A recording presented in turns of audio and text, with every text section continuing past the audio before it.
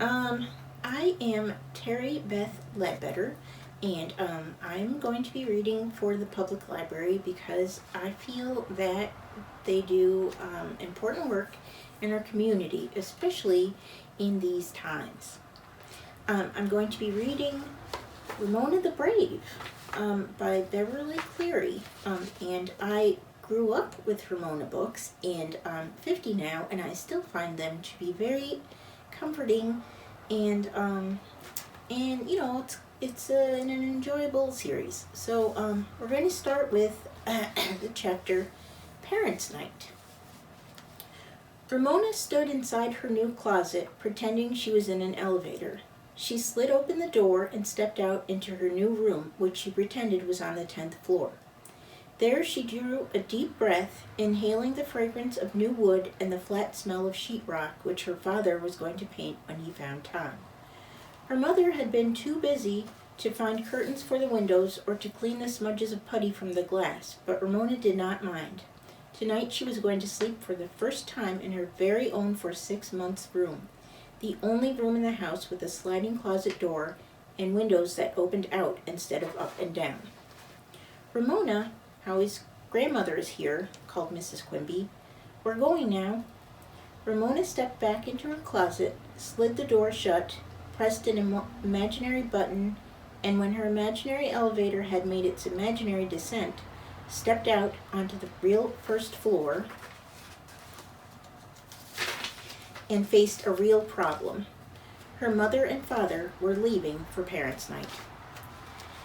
After Ramona said hello to Howie's grandmother, "Say hello to Howie's grandmother, Ramona," she flopped down in a chair and peeled off one end of a Band-Aid to examine her sore knee. She was disappointed when Howie's grandmother did not notice. "I don't see why you have to go to Parents' Night," Ramona said to her mother and father. "It's probably boring." "We want to hear what Mrs. Griggs has to say," said Mrs. Quimby. This was what worried Ramona. "And I want to meet the famous Mr. Cardoza," said Mr. Quimby. "We've been hearing so much about him." "Daddy, you're really going to like him," said Beezus. "Do you know what he said when I got 5 wrong on my math test? He said, 'Good, now I can see what it is you don't understand.' And then he said he was there to help me understand. And he did." "We're going over to Howie's house after Parents' Night," said Mrs. Quimby, "but we won't be late." Beezus made a face and said to Ramona, "That means they'll talk about their children. They always do." Ramona knew her sister spoke the truth. Mr. Quimby smiled as he went out the door. "Don't worry, we won't reveal the family secrets." Beezus went off to her room, eager to do her homework on her new-to-her desk. Ramona pulled off the other Band-Aid and examined her other knee. She wondered if what Mrs. Griggs was sure to say about Susan's owl would be considered a family secret. She poked her sore knee and said, "Ouch!" so Howie's grandmother could not help hearing. When Mrs. Kemp failed to ask, "Why, Ramona, how did you hurt your knee?" Ramona stuck the Band-Aid back in place and studied her sitter. Mrs. Kemp, who wore glasses with purple frames, was not the sort of sitter who played games with children. When she came to sit, she sat. She was sitting on the couch knitting something out of green wool while she looked at an old movie on television, some boring thing about grown-ups who talked a lot and didn't do much of anything. Ramona liked good lively comedies with lots of children and animals and grown-ups doing silly things. Next to that, she liked cat food commercials. Ramona picked up the evening paper from the floor beside her chair. "Well, I guess I'll read the paper," she said, showing off for Howie's grandmother. She studied the headlines, making a sort of mental buzz when she came to words she could not read. "Zzz, to run for zzz," she read. "Zzz of zzz to go up." She turned a page. "Zzz to play zzz at zzz." Play what, she wondered, and with a little feeling of triumph discovered that the zzz were going to play zzz-ball. "And what is the news tonight?" asked Mrs. Kemp, her eyes on the television set. Attention at last. "Somebody is going to play some kind of ball," answered Ramona, proud to have actually read something in the newspaper. She hoped Mrs. Kemp would say, "Why, Ramona, I had no idea you were such a good reader." "Oh, I see," said Mrs. Kemp, a remark Ramona knew grown-ups made when they were not interested in conversation with children. Ramona tried again. "I know how to set the table," she boasted. Instead of saying, "You must be a big help to your mother," Mrs. Kemp only murmured, "Mm-hmm," with her eyes on the television set. Ramona said, "I have a room of my own, and tonight I'm going to sleep in it all by myself." "That's nice," said Mrs. Kemp absently. Ramona gave up. Mrs. Kemp did not know the right answers. The clock said 7:30. Even though Ramona had fought long and hard for the right to stay up until 8:15 and was now working on 8:30, she decided that since her parents were not there, she would not lose ground in her battle for a later bedtime by going to bed early to try out her new room. She said good night and took her bath without using her washcloth, so she would not have to waste time wringing it out and hanging it up. Then she got into bed, turned out her light, said her prayers, asking God to bless her family, including Picky, and there she lay, a big girl, alone in her bed in a room of her own. Unfortunately, in spite of pretending bedtime had come, Ramona was wide awake with nothing to do but think. She lay there wondering what was happening at school. Guilt over Susan's owl grew heavy within her. What would happen when her mother and father heard the whole terrible story? They would be disappointed in Ramona. That's what they'd be, and nothing made Ramona feel worse than knowing that her parents were disappointed in her. In spite of Howie's grandmother knitting on the couch, the house seemed empty. Ramona thought about how bad she was. She thought about the gorilla in the book in her bookcase and wished she had not. The sound of gunfire and a woman's scream came from the television set. Nothing to be scared about, Ramona told herself, just the TV. She wished her window had curtains. Although Ramona dreaded knowing what Mrs. Briggs would say, she felt she had to know. As Beezus had predicted, her parents were sure to talk on and on with Howie's parents about their children. Mrs. Kemp would say Howie needed to learn to be creative, and Ramona's mother would say Ramona needed to learn to be responsible like Beezus. There was no telling what the fathers would say, although fathers, Ramona knew, did not spend as much time as mothers thinking up ways to improve their children. Ramona decided to act. She got out of bed and pattered down the hall in her bare feet. Howie's grandmother looked up from her knitting. "It's past your bedtime, Ramona," she said. So time had passed after all. "I know," said Ramona, and could not resist boasting a little. "I have to leave a note for my mother." On the notepad by the telephone, she carefully printed, "Come here, Mother. Come here to me." No need to sign the note. Her mother would know who it was from because Beezus wrote cursive. Ramona left her note on the table beside the front door, where the family always looked for mail and messages. She sidled closer to Howie's grandmother, pretending interest in her knitting, which appeared to be a small sweater of strange shape. "Is that for a doll?" asked Ramona. Mrs. Kemp's eyes were on the television screen, where two boring grown-ups were saying goodbye forever to one another. "It's a sweater for my little dachshund," she answered. "When I finish, I'm going to make a little beret to match. Now run along to bed." For a moment, Ramona had enjoyed relief from her troubles. Reluctantly, she returned to bed. She heard Beezus take her bath, get into bed, and turn out her light without being told. That was the kind of girl Beezus was. Beezus would never get herself into the sort of mess Ramona faced. Ramona's conscience hurt, and a hurting conscience was the worst feeling in the world. Ramona thought of the ghost and the boneless gorilla that she and Beezus had scared themselves with the night of the hole in the house, but she quickly squashed the thoughts by thinking how surprised her mother would be when she discovered what a grown-up note Ramona had written. Ramona must have fallen asleep, because the next thing she knew, her mother was whispering, "Ramona." "I'm awake, Mama. Did you get my note?" "Yes, Ramona. I had no idea you were old enough to leave a note." Mrs. Quimby's words gave Ramona a good feeling. Her mother knew the right answers to questions. Beezus called out from her room, "What did you talk about at the Kemps?" "Your mother's new job," answered Mr. Quimby. "Oh," said Beezus. "What else?" "The high cost of living, football, things like that," said Mr. Quimby. "No family secrets." Mrs. Quimby bumped against Ramona's bed in the dark. "Mama?" "Yes, Ramona." "What did Mrs. Griggs say about me?" Mrs. Quimby's answer was honest and direct. She said you refused to make an owl like the rest of the class, and that for no reason you crumpled up the owl Susan worked so hard to make. Beezus was standing in the hall. "Oh, owls," she said, remembering. "Next you make Thanksgiving things." Tears filled Ramona's eyes. Mrs. Griggs was so unfair. Turkeys came next, and trouble would start all over again. "I was so sorry to hear it, Ramona," said Mrs. Quimby. "What on earth got into you?" Ramona's stiff lips quivered. "She's wrong, Mama," she managed to get out. "Mama, she's wrong." Ramona struggled for control. Now Mr. Quimby and Beezus were listening shadows in the doorway.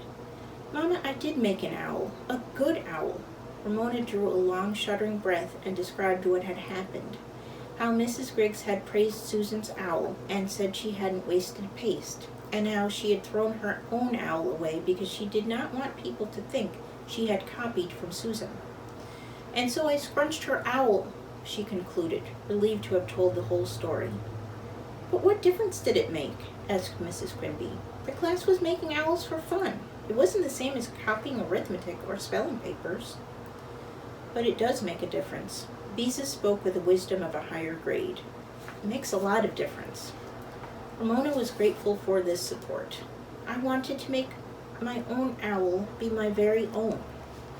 "Of course you did," said Mr. Quimby, who had once drawn cartoons for his high school paper. "Every artist wants his work to be his very own, but that does not excuse you from trying to destroy Susan's owl." Ramona let out a long shuddering sigh. "I just got mad. Old copycat Susan thought she was so big." Mrs. Quimby smoothed Ramona's blankets. "Susan is the one I feel sorry for. You are the lucky one. She can think up your own ideas. You can think up your own ideas because you have imagination." Ramona was silent while she thought this over. "But that doesn't help now," she said at last. "Someday it will." Mrs. Quimby rose from the bed. "And Ramona, Mrs. Griggs expects you to apologize to Susan for destroying her owl." "Mama!" cried Ramona. "Do I have to?" "Yes, Ramona, you do." Mrs. Quimby leaned over and kissed Ramona goodnight. "But Mama, it isn't fair. Susan is a copycat and a tattletale." Mrs. Quimby sighed again. "Maybe so, but that does not give you the right to destroy her property." Mr. Quimby kissed Ramona goodnight. "Chin up, old girl," he said. "It will all come out in the wash." As her family left her room, Ramona heard Beezus say, "Mrs. Griggs always was big on apologies." Ramona lay in her bed with her thoughts as jumbled as a bag of jacks. Susan's property was just an old paper bag, and who cared about an old paper bag? Susan cared, that's who cared. Ramona could not escape the truth. Why was everything so mixed up? When school had started, Ramona was friends with Susan, and now look what had happened. Ramona had spoiled everything. Ramona always spoiled everything. Ramona, finding gloomy comfort in thinking how bad she was, fell asleep. The next morning, as Ramona left for school, she asked her mother what she could say to Susan. "Just say, 'I'm sorry I spoiled your owl,'" said Mrs. Quimby, and Ramona tried to stay out of mix-ups after this. The wind had changed in the night, some rain had fallen, and the air was clean and cool. Ramona's feet felt heavy as she walked through the soggy leaves. How could she stay out of mix-ups when she never knew what would suddenly turn into a mix-up? She plodded on as if she were wading through glue, and when she reached the schoolyard, she stood quietly watching Miss Binny's carefree kindergartners chase one another. How young and light-hearted she had been a year ago. Miss Binny waved, and Ramona waved back without smiling. Now, I'm sure you want to know what happened with the owl and the apology. You will have to read the book to find out. Thank you for listening.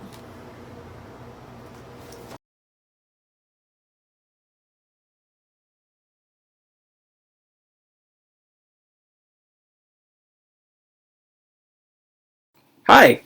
Hello, library folks. Hi. This is Bob and Story. We are here for the readathon. I got a new stuffy. We have a new stuffy who's going to be joining us, and we should get started because we have a lot of books to read. Do you want to Would you like to read this one? Yeah. Alright, why don't you tell them what it is? Show them. Princess Hyacinth, the surprising tale of a girl who floated. The story's going to read this one for you. Oh, my stuffy's dropped. That's okay. Princess Hyacinth had a problem. Well, you're saying everyone has a problem. But this was an unusual problem. Oh, she didn't look unusual. That wasn't it. She had 2 eyes with no between them, and a mouth and a head. You know, the usual things in the usual arrangement. In fact, if she was not just a princess clothes, you'd think she existed anyway. So what was the problem? Princess Hyacinth floated. Unless she was attached to something or way down, she just floated up, up, up. So the king and queen had little golden beads sewn to the hems of Princess Hyacinth's gowns, and little diamond pearls sewn to the tops of her socks. Her crown had the heaviest jewels of the kingdom, and a rhinestone strap under her chin to keep it on. As long as she was able to stand for things, she didn't fall at all. In fact, she could hardly move. But the minute her crown was up and ground, and all that, up, up, up she would go in a royal underwear. The only time she could take off her royal stuff was when she was in the palace. Then it's the food.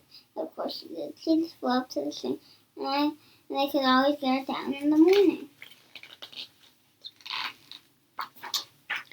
Why can't I float around outside? Was Crystal Princess Hyacinth had asked 6 million times. Because it just flew away all together. Her parents explained. Poor Princess Hyacinth, she was sick when I said, like the clown who came to play in the past, and instead she sat at the window in a warm bed and stood wearing a sleeper, looking at all the children having fun. Keep going. One was a redhead boy who could fly sky blue kite higher than all the others. His name was Boy. He waved at Princess Hyacinth every day, and she waved back. He smiled at her, and she smiled back. Boy had painted gold crowns and was playing on as a princess. Wasn't that nice? Boy Komor was angry to say hello a couple of times. Well, 7 times. They counted every single one. So they walked over again. I like your kite, said Princess Hyacinth. I like your crown, said Boy. He turned to go. And I like you, he said over his shoulder.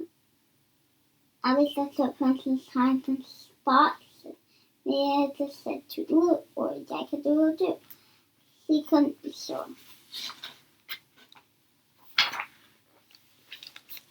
After a while, children left the palace grounds and traveled for the dreadful board, said the princess. She said to herself, of course, she had to get all dressed up in her princess clothes first. The wigs and everything, the crown and everything. And then off she went, walked into the park. Well, she wasn't exactly walking. She started dragging along.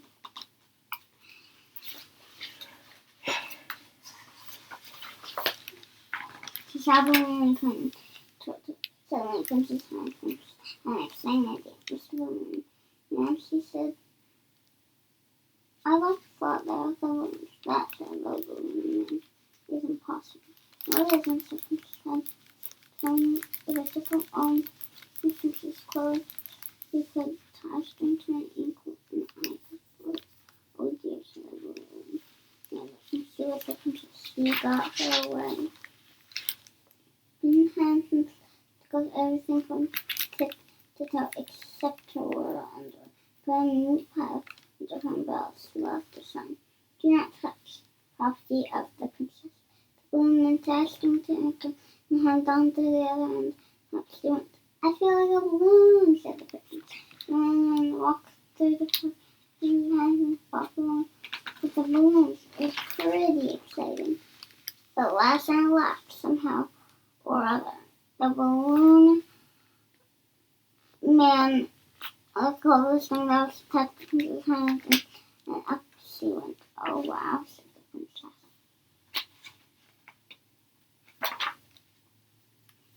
The balloon man ran to tell a policeman. The policeman told the palace guards. The palace guards notified the king and queen. Oh dear, said the queen. The king got out of the binoculars so that I could watch the she float up and up. As long as I keep an eye on her, she won't get into any trouble, he said. Princess Hyacinth floated high on her. But hey, she loved this free bird queen. She whirled and she twirled. She swooped and she swirled. She zigged and she zagged and she zigzagged. She zoomed and curved and cartwheeled. She did handsprings and headspins. Looked, lost, sniffed, and those were the most fun she had ever had in her whole life. And all the time she was going up, up, up. Now she couldn't see the castle.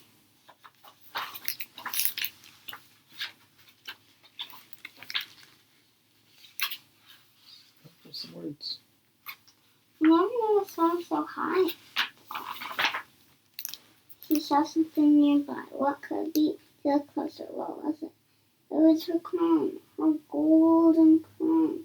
What was it doing here? She was close enough not to touch it. Look, it was a kite with a fancy on her crown.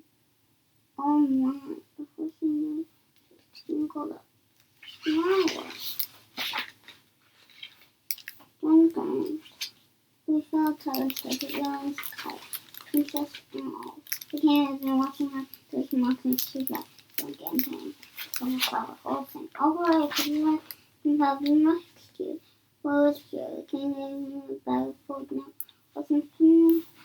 Not such someone so wonder. Time flowing out there. And he was wanting to do that every single good. And he did every day. Go house guns. Up she was stopped, and boy flies kite up of her. Next to him, we had animals. And they all heard him, and she wanted to come down.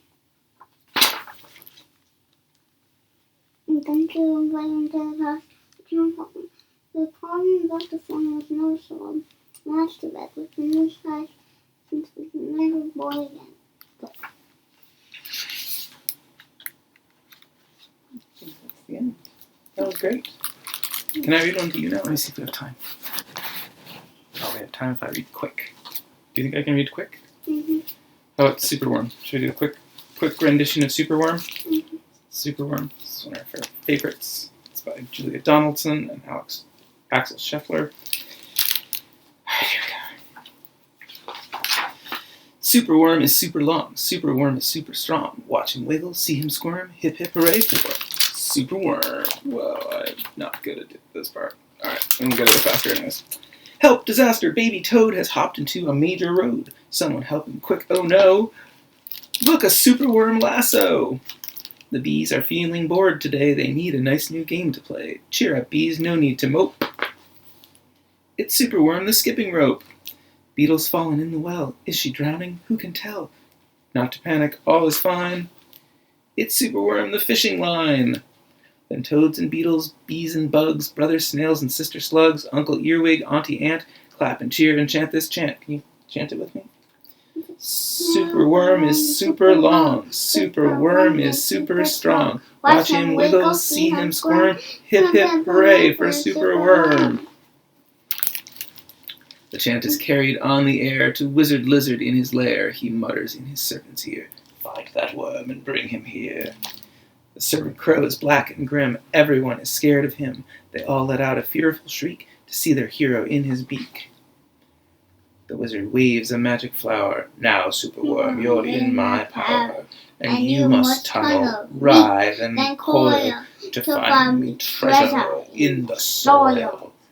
Superworm is very cross to have a lizard as his boss. But when he tries to slink away, the lizard's magic makes him stay. For days he tunnels, twists and winds, but all the treasure that he finds is 2 small buttons, half a cork, toffee, and a plastic fork. The lizard flicks an angry tail. Have one last try, and if you fail to find that treasure down below, I'll feed you to my hungry crow. The crow is flapping through the night. Everyone looks up in fright. They see him perch upon an oak and listen to his dreadful croak. Silkworm is good to eat. Silkworm's a special treat. He'll be juicy, fat, and firm. Hip hip hooray for Superworm. You got an extra one. Action quickly at the double. Superworm's in frightful trouble. We must help him if we can. We must hatch a cunning plan. The garden creatures leave their home, carrying a honeycomb. They jump and fly and crawl and creep, and find the lizard fast asleep. They chew the petals off his flower to rob him of his magic power. The caterpillars fetch some leaves, while busily the spider weaves.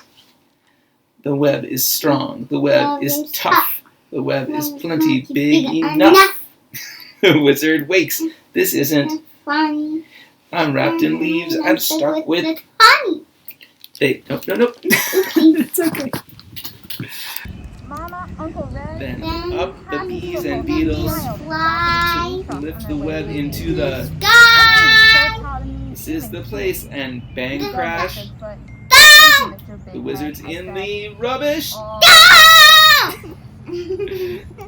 And now from somewhere underground there comes a distant rumbling sound. The earth begins to heave, and then Superworm is back again! There were young dancers from Russia, Mexico, France, China. Superworm, the swing, the slide, the hula-hoop, the fairground ride.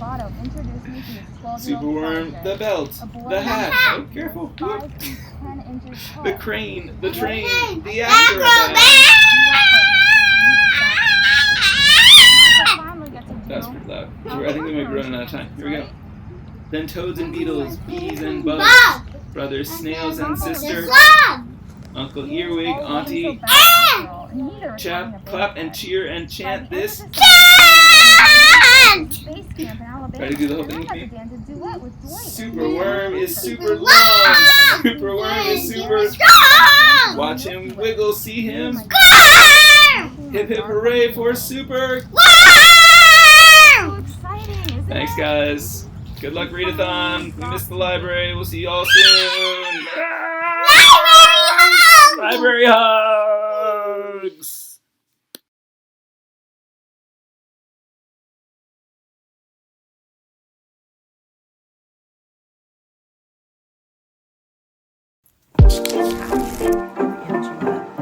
I'm Amanda Hernandez, the outgoing director of the Ithaca chapter of Ballet and Books. And my name is Melina Johannes, and I'm the incoming director of the Ithaca chapter of Ballet and Books. So Ballet and Books is a national nonprofit organization striving to reduce the literacy gap through hybrid storytelling of dance and reading.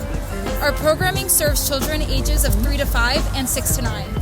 Through dialogic reading, we encourage a greater love of learning and reading skills improvement in 3 to 9-year-old students. Our high school and college-aged mentors work one-on-one with our dancers and practice their literacy skills by reviewing a word of the day, reading poems, and more. We support the library because it provides an excellent source for our families and fellow community members. The library has always been supportive of our program. Pre-COVID, we held our fall showcase at the library and shared our children's improvement with their families and friends. Additionally, libraries are crucial for the growth of our community. The Tompkins County Public Library provides a safe haven for our families to access books, poems, and have literacy engagement. Today, our dance teacher will be reading Firebird by Misty Copeland to our dancers during a socially distanced dance class held outside of the Southside Community Center. street. So are you ready to start reading? Yeah, I already read this book before. You did? I really like it too. I read it before. Ever since I was born and could see, everywhere I looked, I saw dance. In the clouds as the wind blew them across the sky, in the ripples on a pond, even in the sea of ants marching up and down their hills. Dance was all around me. Dance was me. You guys ever see things in the clouds like that? The clouds ever look like anything? Yeah? They look like bunnies. Like bunnies? I saw one that looked like a bunny. That's funny. Once I saw one that looked like Santa. Oh my goodness, like Santa? I saw one that looked like Rudolph, Santa, and his presents Whoa! in his sleigh. Alright, let's keep reading. My mom calls me sassy because I like to put my hands on my hips and because I always have something to say. Well, if you had feet as big as mine, you'd understand why.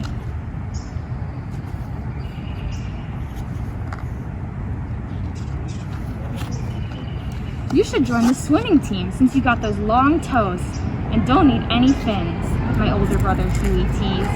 I shot right back. At least I don't have that big forehead looking like a street lamp. Mama said, "Stop all that bad talk. You act so ugly sometimes. Huey, your big head is a sign of intelligence, and Sassy, your big feet will make your legs look longer and prettier in your ballet shoes." My legs were longer, all right.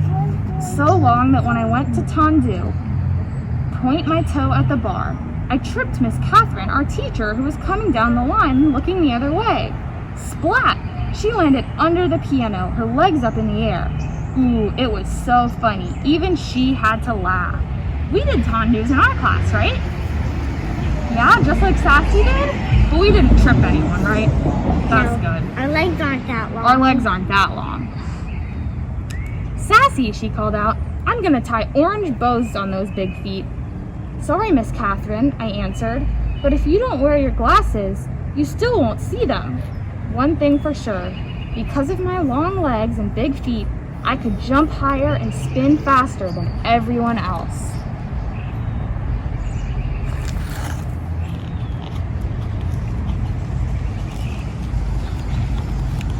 I was taller than the rest of the kids at school, even the boys. At our recitals, all the other girls got to dance solos and duets and wear pretty tutus. I was too big for the boys to pick up and too tall to be in line with the other girls. So I watched from backstage, dancing in the wings, hoping that if I just kept dancing and trying, it would be my turn to dance in the spotlight. Look, you can see what the wings are. It's like in the curtains that are right next to the stage. Do you see that? Yeah? I opened my eyes, so I just grabbed my dance bag and ran to the parking lot. How do you think she feels when the other girl said that to her? Sad. Sad, yeah. And mad. And mad, right? She wants to be able to dance like all the rest of them, right? Mm-hmm. Yeah, let's see if it gets any better. It will at the end of the book. Okay, you think it will at the end of the book? Let's see. Yeah. I heard a familiar horn honk and turned to see my Uncle Red in his bright green pickup truck. Uncle Red had the whitest, tight, curly hair, smelled of cigars, and every day wore something red. A tie, a hat, a shirt, socks, maybe even his shoestrings, just something red. Why, of all days, did Mama have to send him to pick me up? Why today? I was not in the mood for his jokes or stories. I quickly tried to dry my eyes and smile. Why do you think she wasn't in the mood for jokes? Yeah, she was so sad, right? I got a good one for you today, Sassy. What did the banana say to the monkey? Split! Haha, get it? Split, banana split. I started to cry. Sassy, what's wrong? He asked. I told him what had happened. I'm just so much taller than all the other dancers, Uncle Red.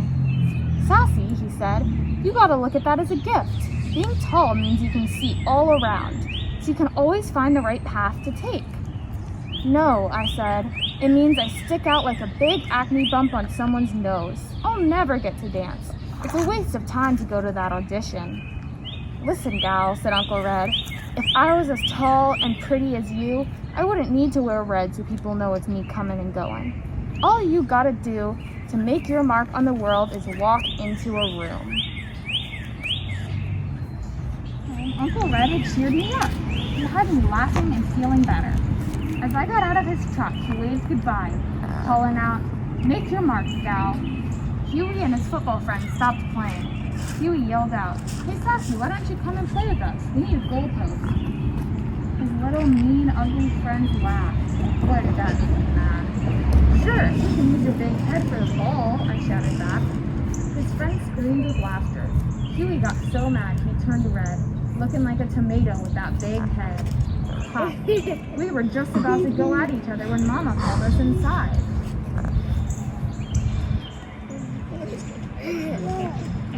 What was the last picture? The last picture? Yeah. This one? I couldn't see anything. Me neither.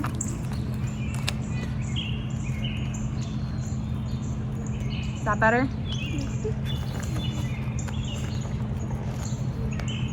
Late that night, I lay awake, staring out my window and thinking about Uncle Red's words. I could see myself dancing on the Milky Way, swirling like a twinkling shooting star. Does anyone know what the Milky Way is? It's like a star spiral. Yeah. It's all the stars, so you can see her dancing through it right now. Do you think that'd be fun to dance through the stars? Yeah. Next thing I knew, I was talking to myself out loud. I'm going to that audition, big feet and all. You think that was a good decision for her to go? Yeah. Yeah? What do you think's gonna happen there? Does anyone have any ideas? She's gonna meet someone new. I think she's gonna go through. Yeah? She's gonna meet someone new. Okay, let's see. On the day of the tryout, kids came from all over the city. It was so crowded. Everyone was expected to wear black, but like Uncle Red, I picked my own color, bright yellow. And instead of standing in the back, I squeezed between Molly and Mona, and right in the front row, I ignored their snickering. Miss Catherine came in and introduced Mr. Devato. Everyone applauded. Boy, was he short. Couldn't have been more than 4 feet 9 inches tall. He started walking down the road, pacing back and forth, just looking at us. Then he stopped right in front of me and said, "Young lady, why are you wearing that yellow leotard? I'll need to put on sunglasses to see anybody else. Please go to the back row."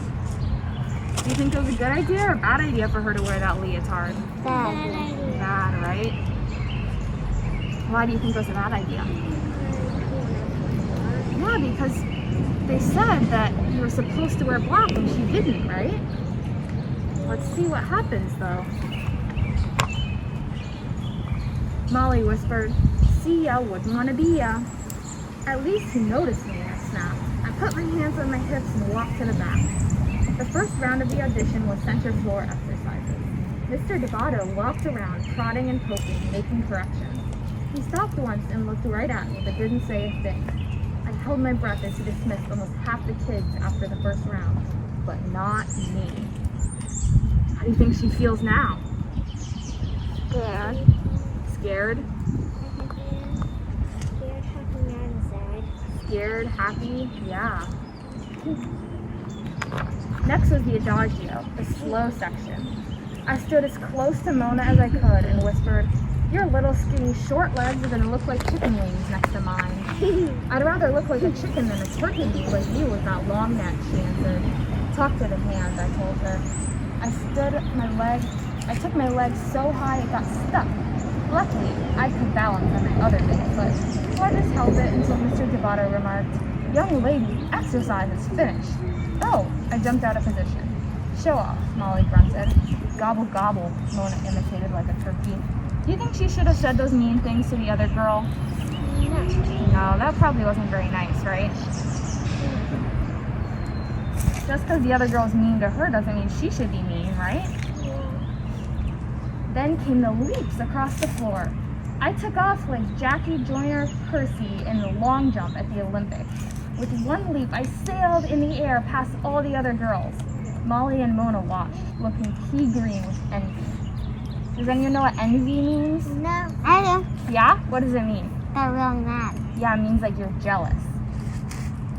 When I finished, Mr. Devato yelled, "Young lady, you must learn to dance to the music." Up on the count of 1, down on the count of 3. 3, not 5. You have the rhythm of a troglodyte. Again. I was crushed.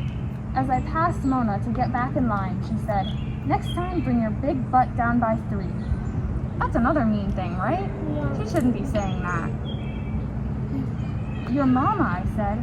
Ooh, I did wish I was a wizard. I'd turn them into 2 big fat frogs and tutus trying to hip hop.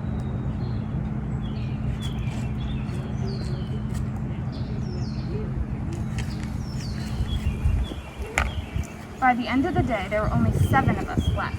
Mr. Debato called out everyone's name except mine and asked them to step forward. Standing alone, I really had to fight to hold back my tears.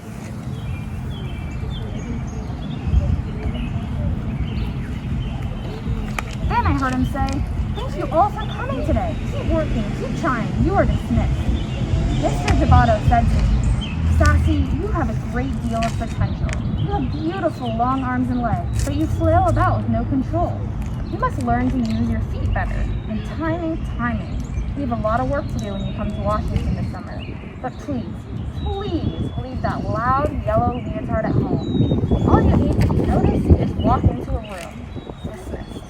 He walked out. Jumping and shouting, I ran to the parking lot. I made it, Mama, I made it. Guess who was there to pick me up?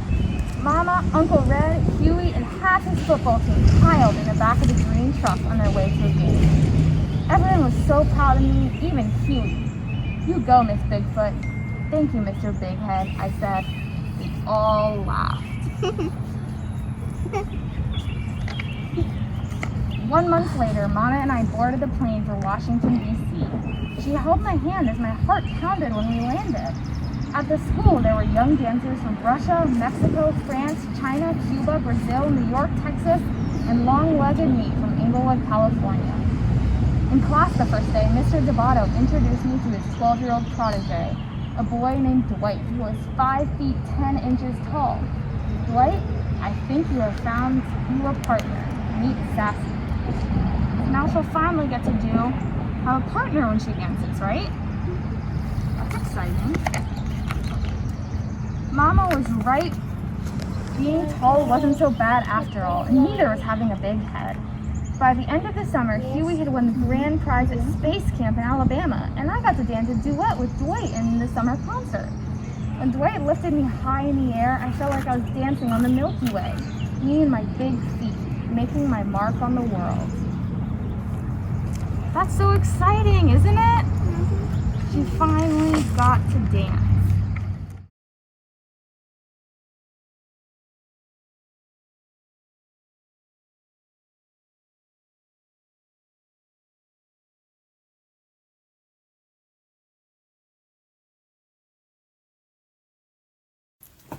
Hi, I'm Angela, and I am participating in this readathon because I can't imagine my life here in Ithaca without the Tompkins County Public Library. It's had such a huge impact on my family. I think it's one of the last great public services and public spaces, and we all get so much out of it. So I hope that you do too, and that you continue to support it. So today for our 2021 readathon, I am reading from the Book of Delights by Ross Gay with permission from the author. And I'm going to read a series of essays. Hummingbird. Today, as I was walking down Foothill Boulevard to do laundry, the laundromat, one of my delights, not quite the democratic space of the post office or public library, but still delightful. A hummingbird buzzed past me and alighted in a mostly dead tree, poking up almost to the power line. The bird sat on a spindly branch that bounced in the breeze, twisting its head this way and that, but pretty much just stood still, looking out over the traffic jam on the far side of the street, not moving even as I got directly beneath it. I've never seen one sitting still like that for so long, so out in the open. Although Stephanie thinks the hummingbird might be my totem animal, given how they seem to follow me around. While I'm writing this, sitting on the curb outside the laundromat, a young woman walked by wearing a winter cat hat with pointy ears, walking a mini Doberman Pinscher, wearing matching pink booties, skittering across the asphalt. I swear to you. Once I saw a hummingbird perusing the red impatiens outside my building at school, and I walked slowly over to the planting, plucked one, and held it in my outstretched hand perfectly still, long enough that at least one student walking my way crossed the street so as not to get too close to me, until the blur of light did in fact dip its face into the meager sweet in my hand. And another time, I was visiting with a woman I'd met at a reading in Berkeley who wanted to show me her garden. That's not a euphemism, her actual garden. After we walked through the actual garden, admiring the fruit trees and herbs and busy beehives, we sat down on the deck overlooking it all, and she got around to telling me about a friend of hers whose husband was ill and encouraged her to take other lovers if she wanted, which she did want and take. "How's it going for her?" I asked, and before my host could respond, a hummingbird buzzed by, almost ruffling her long gray hair, and dipped its beak neck-deep into the honeysuckle just behind my new friend's head, its wings almost moaning, the sound of slurping nearly audible as the bird eased its head in and out of the flower, at which she said, nodding, "I think it's going all right."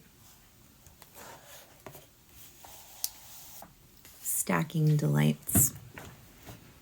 I'm about 5 months into this delight project.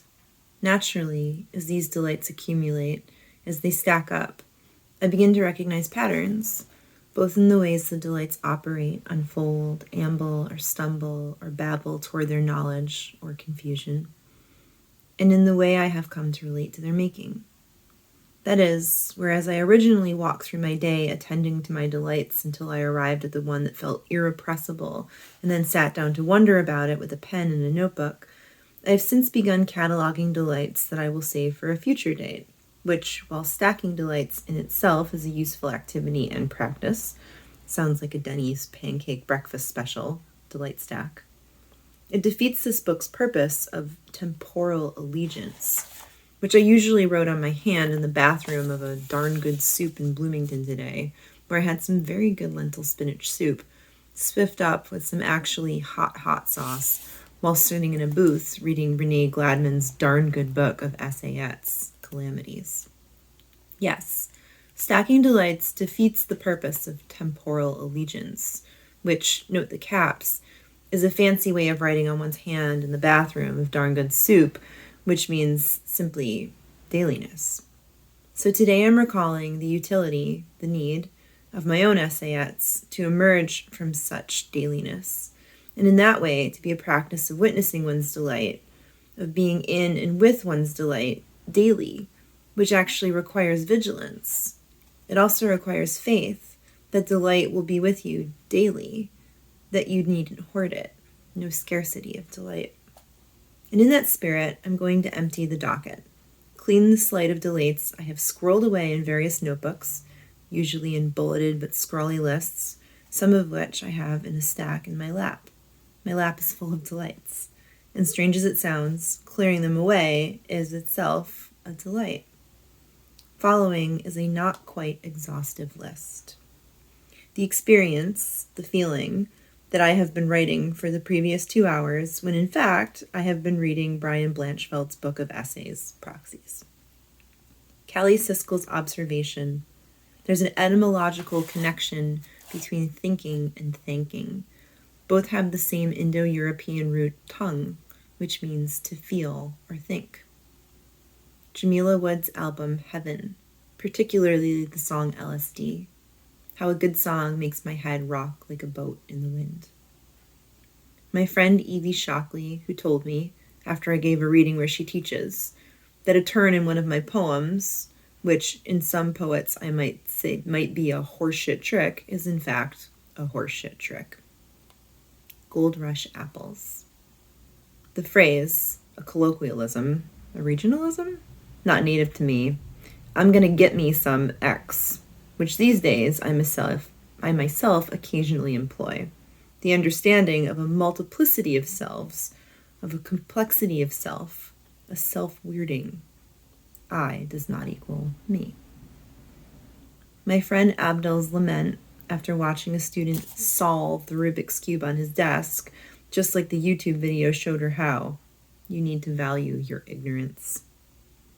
Elvin Jones on a live Coltrane quartet recording from France, soloing in my ears while the raindrops percussed the sidewalk in front of me, making it sparkle. His sticks, his hands, articulating the light. A quote from June Jordan's response to the moon landing. How about a holy day, instead of a day when we will concentrate on the chill and sweat worshipping of humankind, in mercy fathom. In mercy fathom. The laughing snort, among the most emphatic evidences of delight. Remembering, rereading Maggie Nelson's Bluets, that the painter Joan Mitchell customarily chose her pigments for their intensity rather than their durability, a choice that, as many painters know, can in time bring one's paintings into a sorry state of decay, i.e., she painted for people, not museums. The cardinal, my favorite bird, made of two adjacent knots by the 2x12 bench next to me, with feathers wind-blown by the wood grain, like it's about to take off. Walking down the block in a cold rain with the poet Gerald Stern, who was using a walker that day, and despite the weather needed more than once to stop and grab my arm to make a point. The first sentence of Virginia Woolf's A Room of One's Own. But, you may say, we asked you to speak about women and fiction. What has that got to do with A Room of One's Own? Layaway. Bird feeding. Today I was walking through Washington Square Park, bundled up against, thank God, a seasonably cold day for once. And after a brief conversation with the Dosa man who told me to come back in an hour, I noticed a guy whose back faced me with a pigeon for a head. When I looked closer, a touch alarmed, I realized he actually just had a pigeon on his shoulder. Closer still, and I saw that the pigeon was whispering into his ear, not wobbling at all on the slick North Face perch. And closer still, it's called gawking, yes, revealed simply this guy feeding the pigeon, the bird dipping its head into the hand the man must have been holding very near his own face, so that the feeding was not only kind of romantic, but alluded to that original feeding the bird experienced. A mother dropping masticated victuals into the tiny chirper's gaped mouth, which is, after all, the first romance. It looked like so many things, I am realizing, writing this. In some way, the two looked to be dancing, slow dancing, swaying, turning almost imperceptible circles, oblivious to the handful of park dwellers and the semicircle of benches around them, enjoying the sun. God damn, I thought, walking through the giant arch onto Fifth Avenue. God damn. How often do you get to see someone slow dancing with a pigeon? And not 30 seconds later, walking toward 8th, giggling at my good fortune, a tufted titmouse swooped by my head, landing on a wrought iron gate, upon which a pedestrian walking past me immediately pulled from her snazzy pocket a baggie of crumbs, and the bird hopped directly into her hand, nuzzling the goodies, intermittent with tweeting toward its new pal. The bird and woman both nodding at me, gawking at them, smiling at my bafflement, as if to say, we're everywhere.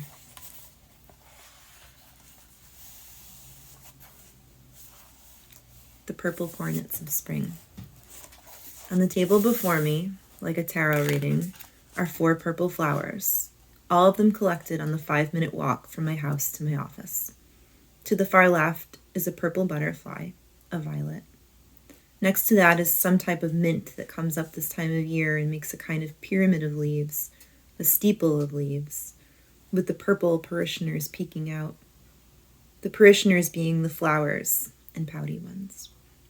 Next to that is an ivy whose purple petals yearn open, bearing their tonsils. And to the far end of the quartet is a lilac flower, or flowers, as there are at least 21 open blooms on this stem.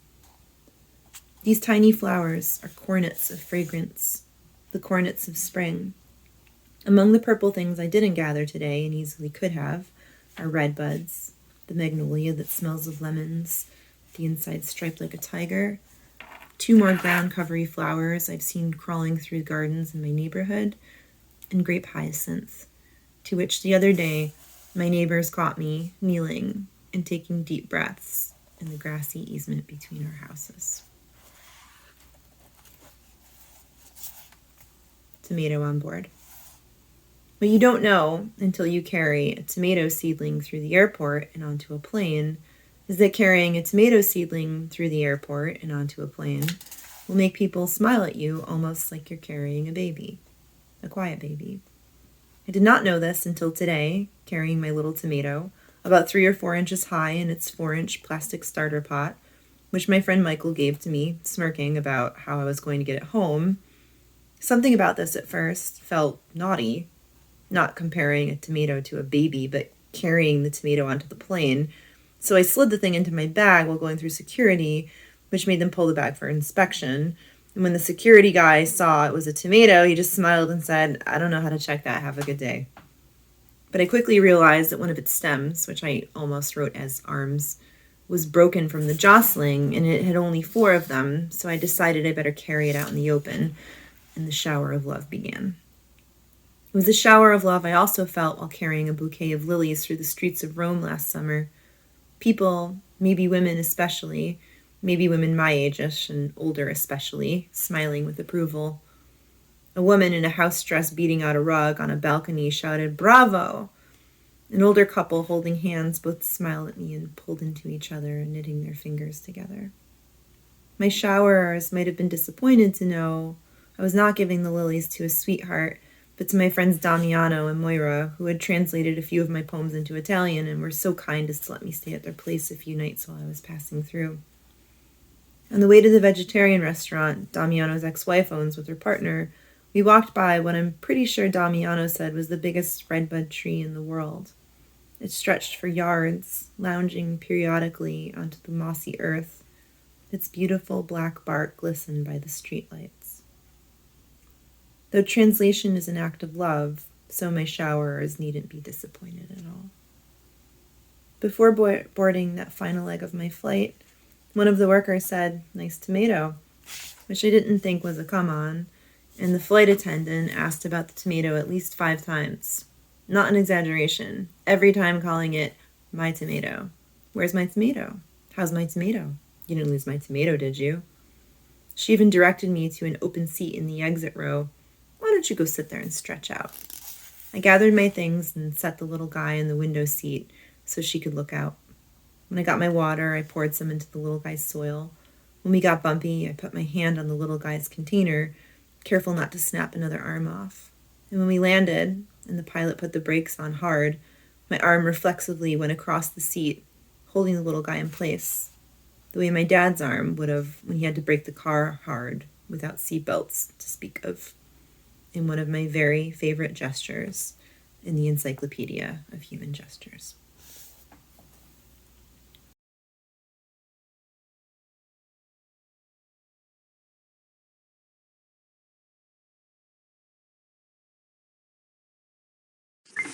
Hi, my name is Irene Komor. I'm reading so that we can raise funds for our public library. Today I'm going to read the first chapter of The Botters of Jacob Street by Henya Carmel Wolfe, reading with the permission of Henya's daughter, my cousin, Joy Wolfe Ensor. Copyright 1970. For Johnny and Joy. If there are any heavens, my mother will, all by herself, have one. It will not be a pansy heaven, nor a fragile heaven of lilies of the valley, but it will be a heaven of black red roses. My father will be, deep like a rose, tall like a rose, standing near my, swaying over her, silent, by E.E. Cummings. Botters of Jacob Street, Chapter 1. Not until her foot got caught in the cavity of the wooden step did Helena Bader realize that things had remained unchanged. She stopped and drew a deep breath, absorbing the well-known and almost forgotten scent of the dark hallway, of the cool moisture of the old walls, the odor of countless meals lingering in the shadowy corners. Her parents must have felt the same way, for they too stopped. Amelia Botter leaned heavily against the wobbly banister, while Samuel tapped his inside pocket for a cigarette. The janitor carried their bundles upstairs, put them down, and rushed with a match, the quivering little flame illuminating Samuel's face, pale and somewhat older. But it was Amelia who, with a sigh of relief, said, "Nothing ever changes here. Krakow has been spared, not a bomb. Jesus be praised," the janitor said, crossing himself piously, then giving them a quick glance. "Things were not so good for you the last 4 months, were they?" Nobody answered. Amelia only nodded, and Helena counted back quickly, for it seemed longer than that since they had left in August, a week before the war broke out. They stopped in the front of their door. The janitor took out a bundle of keys from his pocket and tried two, looking for the right one. Samuel grabbed the keys, found it, and pushed the door open with his body. They passed the long, dark foyer and entered the room with the heavy credenza and pretentious plush chairs, the pompous reminders of Samuel's mother's rule. Helena stood at the threshold, expecting the warmth of the room to embrace her, but it didn't. The cold seemed to emanate not only from the big white tiled stove, but from every piece of furniture, now stripped of the usual adornments that had been put away in the corner and covered with a white cloth. She started toward her room and put her hand on the doorknob when the janitor said, "They are not here. They are out." They all looked at him. "Who is out?" Samuel Botter asked. "Who are they?" "The Hollanders," the janitor said. "People the billeting office sent over. Some Jews." He stopped and quickly corrected himself. "Deportees from Woods. You are lucky," he added, "that only one room was requisitioned. I saw to it," he said modestly, and waited, as though expecting to be rewarded. Helena tried the knob. The door was locked. She stood there hesitating, resenting the stranger's calm and right, resenting the stranger's claim and right to privacy even more than their occupying her room. The janitor's wife came up carrying a bucket of coal and, kneeling before the tiled stove, opened the iron door and started feeding the dark, hollow gap with small pieces of wood, then with heavier logs, topping them at last with black, shiny coal. Touching the wood with a match, she blew into the opening and made the sparks fly around. The thin pieces of wood burned with a crackling sound, the red and orange tongues of fire licking the coal until it glowed with a steady warmth. Helena came closer to the stove and stretched her hand near the fire, watching the light shine through. Amelia had removed the cloth from the silver and china pieces stored in the corner and was now busy putting each one in its proper place. Only after she had finished did she sit down. Then she looked around and she smiled. It was Bertha Cohn from next door who came first to welcome them back, carrying a loaf of bread and a pot of steaming soup. Big and stout, she seemed to fill up the room as she moved about, pushing the chairs, taking the dishes out of the credenza, her eyes almost as dark as her hair, wandering from face to face. Her hands, softly cushioned like cat's paws, stroked Helena's hair as she repeated, "I'm so happy you're back." Then she started talking in a rapid, animated voice. "Running," she said, with her hands cutting the air with a gesture of contempt. "Where to, I am asking you? To the Russians? Are the Russians any better? Take the Loffers. What was their reason for running, leaving everything behind? Where did they think they could go with just a few zloty in their pockets? And the old father buried somewhere among the strangers." "What?" Amelia exclaimed. "Yes," Bertha said, "they were crossing a bridge when a rumor spread that it had been mined and he dropped dead then and there, heart attack." "Such a decent man," Samuel said. "What a shame." "I managed to save their apartment from being requisitioned, so they will have a roof over their heads when they come back. There are more like them. Take David Bloom, for instance," Bertha went on. "All right, so he was mobilized. So were many others, and they came back, but not him. He sits there on the Russian side and wants Sarah to come and join him there. He actually wants her to cross the border in her condition." "What condition?" Amelia said. "She's expecting, didn't you know?" Bertha said. "You should see her now." A broad gesture indicating Sarah's dimensions. So, Sarah was going to have a baby, Helena thought. Sarah was young, just a few years older than herself. Helena remembered attending the wedding. "You must be very happy," she remembered herself saying. "Oh, yes," Sarah had replied. "He is good for me." Helena had made her repeat it. She had heard right the first time. Sarah hadn't said, "He is good to me." She had said, "He is good for me," as though she were referring to a special diet or a change of climate prescribed by a doctor. And it was then that Helena had decided what she wanted her life to be like, in a negative sort of way. She knew what she didn't want to be. She didn't want it to be like that of Bertha Cohn or Sarah or any of them. She opened the door of the adjoining room, the little room as it was called. She curled up on the sofa and closed her eyes, shivering, for the warmth of the other rooms hadn't yet penetrated there. "What are you doing there?" That was Amelia who had opened the door. "You'll freeze." Helena didn't move, pretending to be asleep. "The child is exhausted," she heard Amelia say in the other room. Samuel walked in a while later, carrying his big overcoat. He tucked it around her, then tiptoed out, leaving the door open a crack.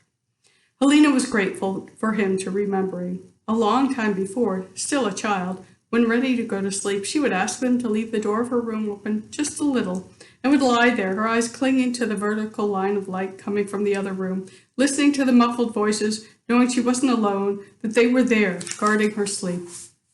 Now, looking at the yellow streak of light, listening to their voices, Bertha Cohn's domineering falsetto, Amelia's soft and tired, Samuel's halting questions that were never quite finished, she felt better.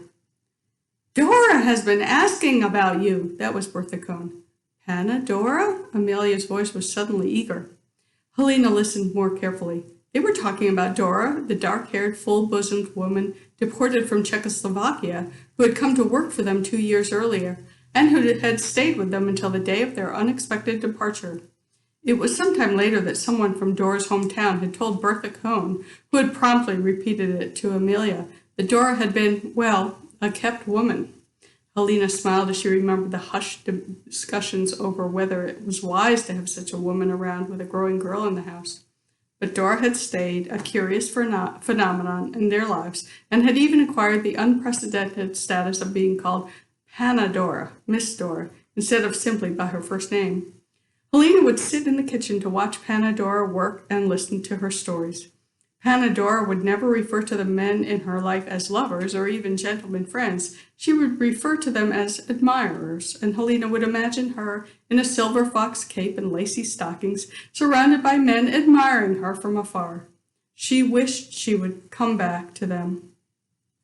She looked at the crack of the door, clinging to the yellow streak of light for safety and warmth, and suddenly it seemed the only real solid thing in her life.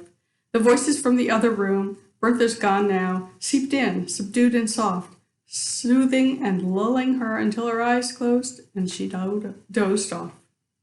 She was awakened by the short, insistent sound of the doorbell. There was only one person who could manage to make the doorbell sound impatient. "Eva," she thought, and soon she heard her voice. "I saw the lights and came right over." Helena jumped up and rushed out of the room to meet her. Then she stopped short. Eva was hardly recognizable. She had changed so much in these 4 months. She seemed taller in the high-heeled boots, more beautiful than ever in the new coat, the snow still glittering on her blonde hair that showed under the fur-trimmed hood. Her face was different, the eyes a deeper blue, the mouth fuller. "You look so," Helena stammered. She wanted to say different, but instead said elegant, and led her into the little room, closing the door behind them. "You'd better keep your coat on," she said. "It's cold in here." "The coat," Eva said, as though feeling she had to apologize for it. "Money is worth less by the hour, and goods are scarce, so we buy things." They looked at each other in uncomfortable silence. Then Eva, pushing her chair closer, said, "How has it been all this time? For you? Bad?" Helena smoothed her skirt, an old school skirt with pleats, remembering that her white blouse was wrinkled and yellow and that she hadn't had a chance to wash her hair in weeks. "Pretty bad," she answered. Then, remembering Eva had been away all August, said, "How was your vacation?" The question seemed ridiculous, so far away and unreal it all seemed. "Very nice," Eva answered, "especially for Aaron. This was the first time he was out in the country since Mother died. He had great fun with the animals on the farm and looked very well when we came back." "Good," Helena said, and didn't know what else to say. "When I got back, I came right over to see you," Eva said, "but your apartment was locked. Nobody could tell me just where you'd gone. All I could get out of Bertha Cohn was that a spirit of stupidity must have entered you because you'd suddenly packed and left. What happened? Helena shrugged. Father got a phone call from somebody he did business with, a big man in city planning. He told him about fortifications being built and anti-aircraft ditches being dug. He also said that the city could be bombed and that it might be a good idea to go away to wait things through. To wait things through, Eva repeated. It didn't seem like such nonsense then, and Mother decided to take up a standing invitation to stay at a friend's farmstead in the east. And we had an idyllic week. There was only one radio receiver in the whole village, so we didn't spend all day listening to the news, and the papers arrived 2 days late. We learned that war had broken out from a sheriff who came by bicycle from the next county. Eva laughed. Don't laugh, Helena said. It wasn't funny. The farmstead is on the main route, and thousands of people who were going east passed by, first civilians, then soldiers. The front came so near at one point the whole village shook. It was like an earthquake. Then it became quiet. And the next day, they came. The Germans? How were they? Oh, they were nice, Helena said, polite, almost gallant. Father kept on saying, I told you they'd behave in an occupied country. He sounded like it was his own doing. We were almost sorry to see them go. What do you mean? There was some sort of agreement with Russia. They moved out and the Russians took over. Mother wouldn't let me out of the house. She's never quite forgotten the revolution, and she said she knew what the Russians were like. She was awfully relieved when they left. Yeah, they left 2 weeks later, Helena said, answering the question in Eva's eyes, in the middle of the night. But before they did, they came to try and convince us to come along. They warned us against the Germans, that they'd be back, and you don't know what they'll do to you, but Mother wouldn't listen, so we stayed. Eva shook her head. The Germans who came back, Helena went on, were less polite. They gave us 24 hours to get out. We went to the nearest town. It was awful. She fell silent for a few moments. We wanted to go home, she continued, but the railroads were bombed out, so we waited. Then one day notices were posted requiring all the Jews there to wear armbands. So we took a chance and got on a train that took us as far as Warsaw. You saw Warsaw? Eva exclaimed. What's left of it? It's unbelievable, Halima said, leaning forward. It's Mother City, you know. We would walk and she would say, here was a street, and all there was rubble, some of it still smoldering. Finally, we managed to get a train home, and here we are. It's good to have you back, Eva said. I missed you. Helena wanted to say something in return, but Eva had already gotten up. You must be tired, Eva said. I'd better go. This wasn't a real visit. I just came to say hello. Helena walked her back to the door. You look nice in that coat, Eva, she said. You look really nice. She went back into the little room and stood at the window. Dusk was falling, the street was getting dark, and the snow melting into slush made it look dirty and sad. The stores were closed, the shutters down. The passers-by rushed through, hunched forward, hiding in the shadows of the drab houses. Across the street, in a doorway, a boy and a girl were saying goodbye. Helena remembered them from before, standing there each evening. The girl lifted her head and looked at the boy. She is in love with him, Helena thought, and for the first time recognized the wisdom of the Polish idiom, to love oneself in someone. Thank you.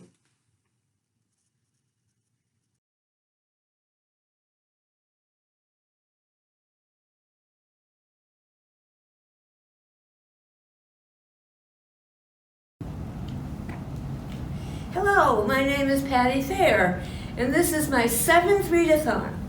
7. I'd like to think it represents a decade, 7 decades since I first stepped into the library at the age of 13, my after-school safe haven. I felt I was home. And that's why I'm supporting the Tompkins County Public Library, our very own library where you will always have a home. And from age 0 to age 100, you can always find a home here. I'm dedicating my read today to Joyce Holmes McAllister, who passed away only a few weeks ago. Joyce and I are both local gals who fled to New York City at different times and fell in love with it. I'm going to read from the foreword by Mary Beth O'Connor from her last book, Return. The poems in Joyce Holmes McAllister's Return comprise a love letter to a lost time and especially a lost love. Though she is well aware of the vagaries of memory, the sensory images that flood back in her are so vivid as to transport her and us back to that time, those places, the 33rd Street walk-up with its cracked plaster and faded wallpaper, where her beloved stands writing above the chipped sink, the Staten Island ferry, the Paisley suit purchased in Bloomingdale's basement, buying groceries at Christie's at midnight, sharing a small bag of warm chestnuts on the long walk home.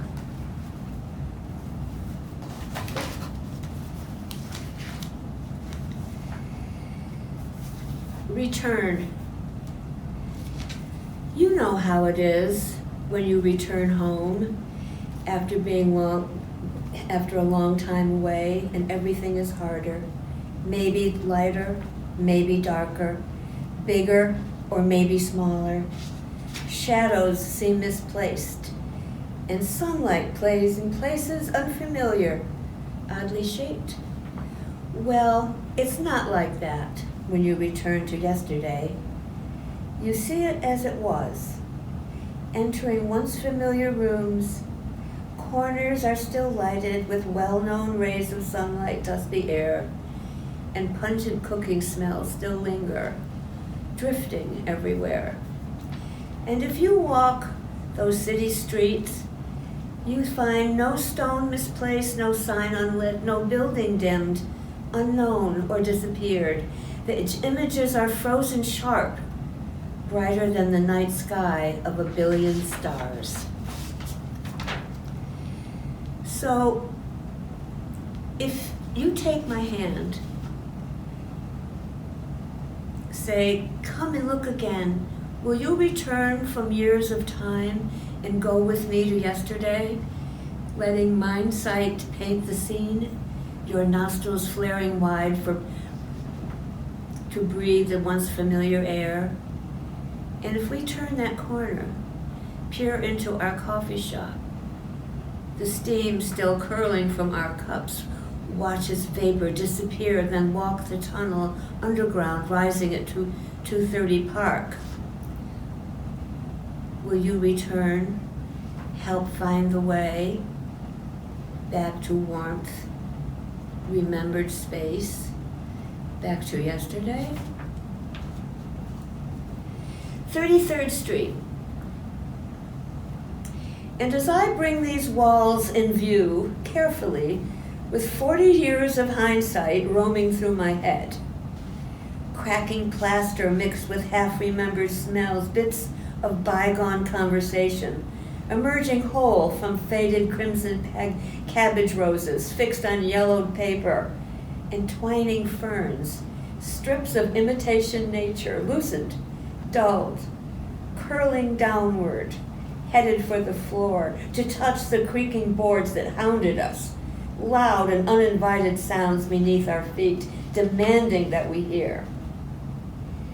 33rd Street, and we were lucky.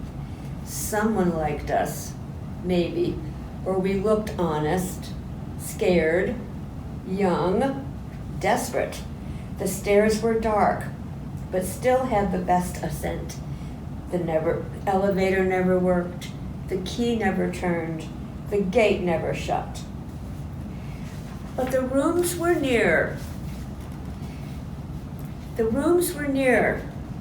The rooms were near to something that we knew, or someone that we knew, or the subway stop was in mid-block, or we had no money left for better places, or perhaps we had no other choice. The old brass lamp sat boldly in the window, 3 floors up, on a table made of oak. Sometimes you wrote there under light or leaning on the long white shelf, hanging mid-kitchen, just an alcove, with a chipping sink and stove. You would stand, endless papers falling to the floor, filled with words, blue or black, new spread, ink wafting down to dry. I wonder, if I read those words today, would meanings seem too callow? Their passion lessened, gone askew, no longer intimate and silent soundings of me and you?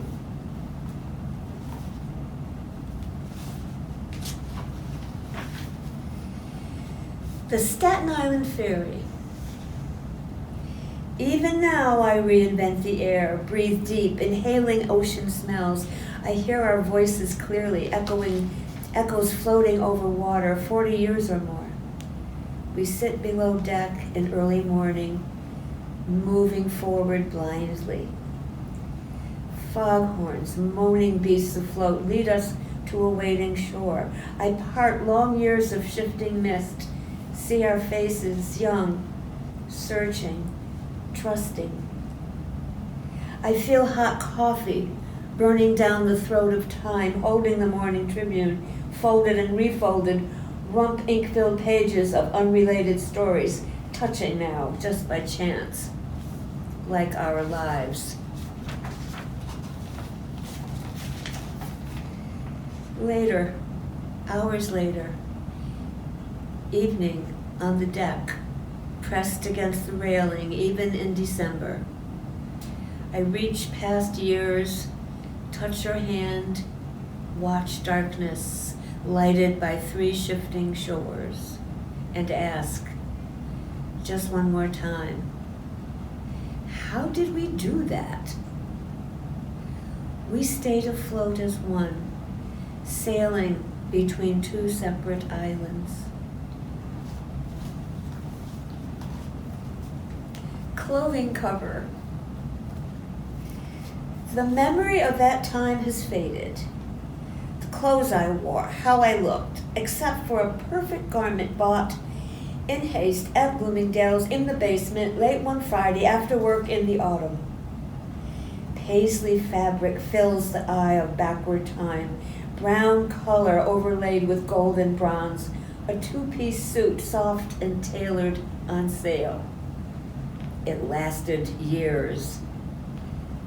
The rest of what I wore, how I felt, walls and rooms, people's faces, how we ended, blank.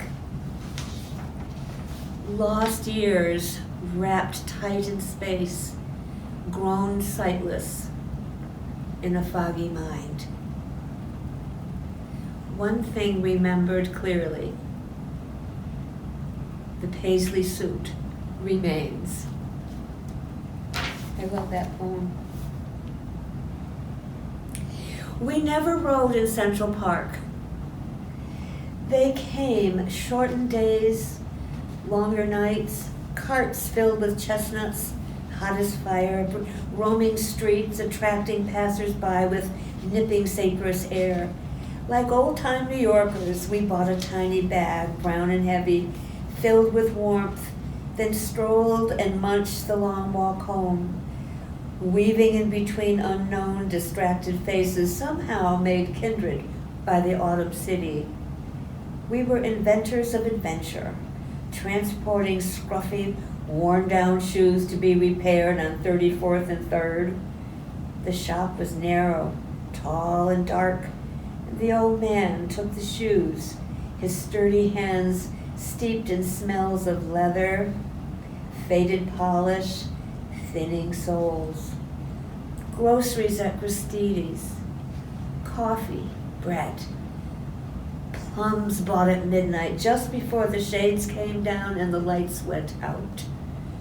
We followed tireless footsteps, endless voices, breathing bodies, moving forward through the city's waves of smell, kaleidoscopes of feeling, ever-clinging hopes. Still awestruck strangers, we lived moments from the outside in, images that branded us, fascinated by the reinvention of ourselves.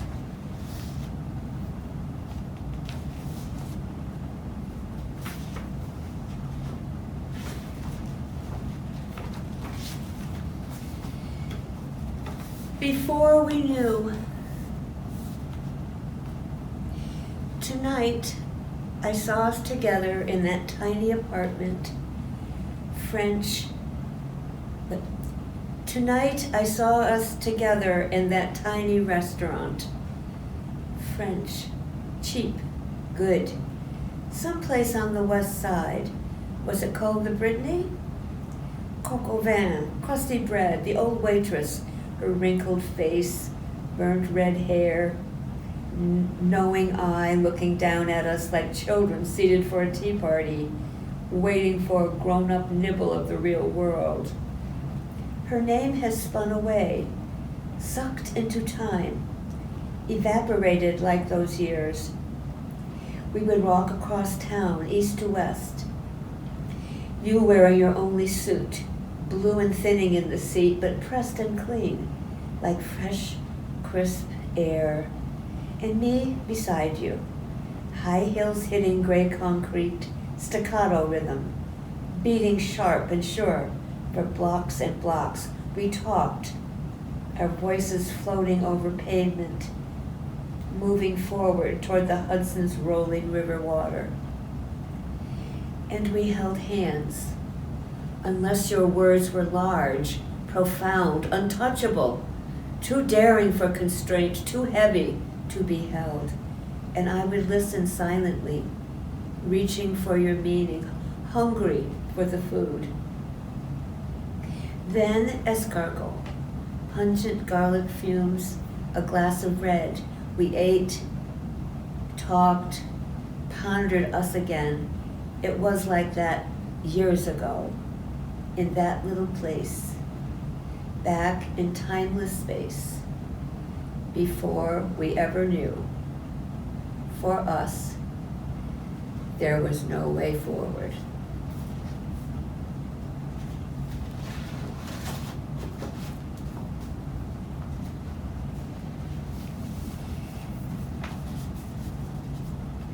In a farm kitchen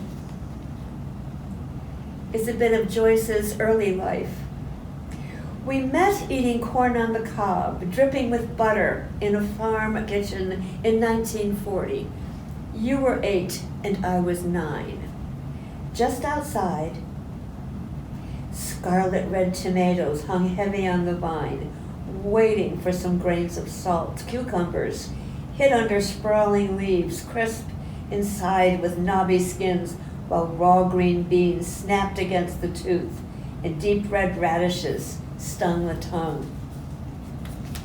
When you were done with life for good, you left in mid-season, the harvest only half finished, weeks of ripe corn still uneaten, the garden laden, waiting.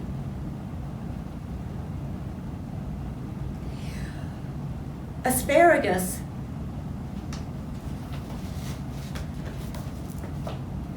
Why is there such a terrible fuss about the stalk asparagus? Some seem to feel that one must peel before submerging in the pot, while others say, that's Tommy rot. Says Julia Child, the cook's mistake is drastic if they snap and break the tough stalk, and does contend the whole length will be sweet and tender if peeled, although a bit more slender. Now Mr. Beard, our dear departed, has left a legacy uncharted. If thin or thick, he says the trick is peeling when it seems most proper, and if you must, why, then you chop her. That gallant southern gent Claiborne, who wrote advice from night to morn, says, cut the spear quite near the rear, then peel the stalk from top to bottom, abolishing the toughness problem. So here I sit with my ordeal. To snap the end, or do I peel my wondrous asparagus? Ah, culinary expertise can leave me clearly ill at ease.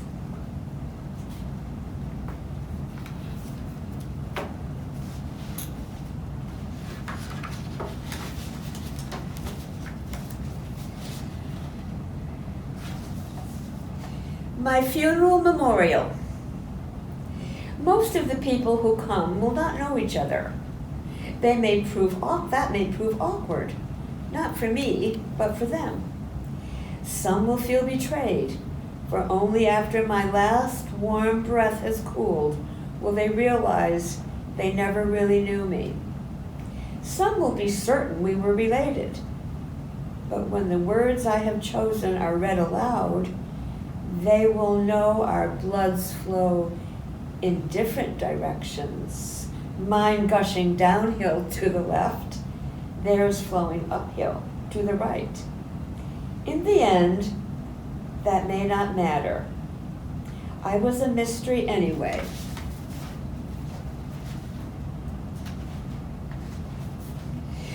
I was a mystery anyway from the beginning, loving both cows and words, milking both for all they're worth, whether under city lights or in green pastures. At a point in the celebration, silence will shelter the room, except for single voices reading. That will be poets demanding to be heard. I will be clapping at a distance, of course. There will be a piano playing music, singers and actors. I love performing songs and scenes I have always known. The most awkward moments will be eating. A buffet, perhaps, or lunch. What will they say to each other, sitting around, eye to eye, fork to fork?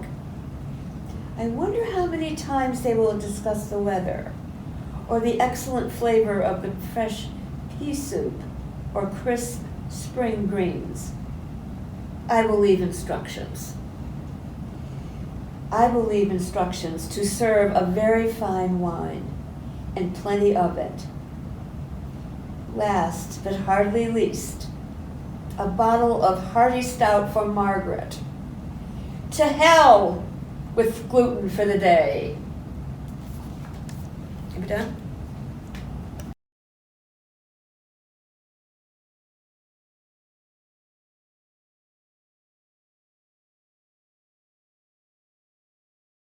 Okay, this is from Walt Whitman's Song of Myself. I celebrate myself and sing myself, and what I assume you shall assume, for every atom belonging to me, as good belongs to you. I loaf and invite my soul. I lean and loaf at my ease, observing a spear of summer grass. My tongue, every atom of my blood, formed from this soil, this air, born here of parents born here from parents the same, and their parents the same. I, now 37 years old and in perfect health, begin hoping to cease not till death. Creeds and schools in abeyance, retiring back a while, sufficed at what they are, but never forgotten. I harbor for good or bad. I permit to speak at every hazard. Nature without check, with original energy. A child said, "What is this grass?" Fetching it to me with thorns. How could I answer the child? I do not know what it is any more than he. I guess it must be the flag of my disposition out of hopeful green stuff woven. Or, I guess, it is the handkerchief of the Lord. A scented gift and remembrancer designedly dropped, bearing the owner's name some way in the corners, that we may see and remark and say, whose? Or, I guess, the grass is itself a child, the produced babe of the vegetation. Or, I guess it is a uniform hieroglyphic, and it means sprouting alike in broad zones and narrow zones, growing among black folks as among white. Canuck, Tuckahoe, Congressman, Cuff, I give them the same. I receive them the same.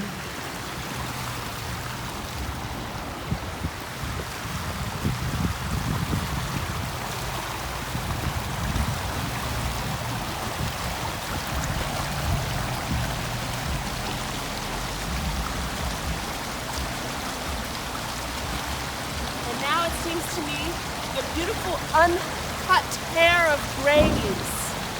Tenderly will I use you curling grass. It may be you transpire from the breasts of young men. It may be, if I had known them, I would have loved them.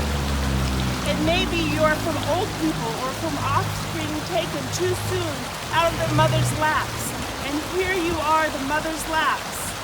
This grass is very dark to be from the white heads of old mothers. Darker than the colorless beards of old men, dark to come from under the faint roofs of mouths. Oh, I perceive after all so many uttering tongues, and I perceive they do not come from the roofs of mouths for nothing. I wish I could translate the hints about the dead young men and women, and the hints about old men and mothers, and the offspring taken too soon out of their laps. Are you shivering? Okay, you can stop it and start it again. What do you think has become of the young and old men? And what do you think has become of the women and the children? They are alive and well somewhere. The smallest sprout shows there really is no death. And if ever there was, it led forward life, and does not wait at the end to arrest it, and ceased the moment life appeared. All goes onward and outward, nothing collapses, and to die is different from what anyone supposed, and luckier. 28 young men bathed by the shore, 28 young men, and also friendly, 28 years of womanly life, and also loathsome. She owns the fine house by the rise of the bank. She hides, handsome and richly dressed, aft the blinds of the window. Which of the young men does she like the best? Ah, the homeliest of them is beautiful to her. Where are you off to, lady?